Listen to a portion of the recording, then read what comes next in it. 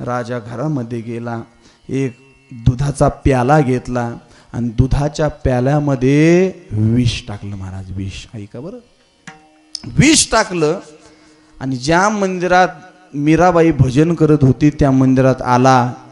हे मीरे, आणि सकाळपासून भजन करते, पोटात काही नाही, थोडं दूध तरी घे.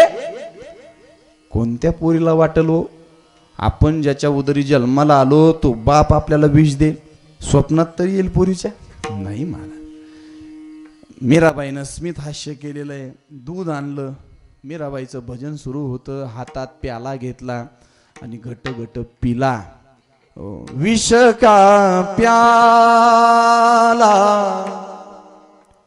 राजाजी ने भेजा, मीरा पिबत पिबत हासी रे, पग घुंगरू बांध करनाची रे.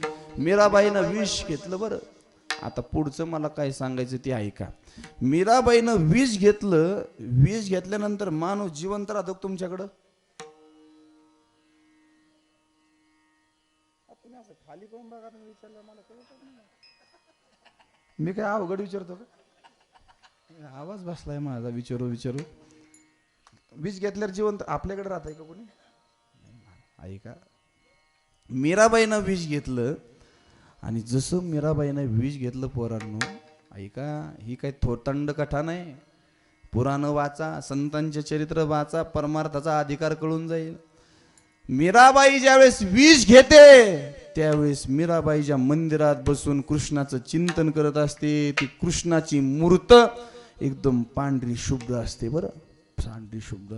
पण ज्यावेळेस मीराबाईनं विष घेतलं आणि विष पोटात गेलं, तिकडं कृष्णाची मूर्त पूर्ण काळी झाली. काळी का? का मीराबाई साठी घेतो विष प्याला, दामाजीचा झाला पाडेवार.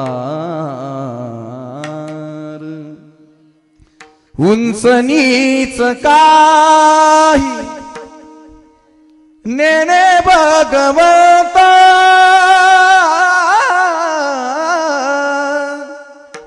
तिष्ठ भाव भक्ती देखोनी.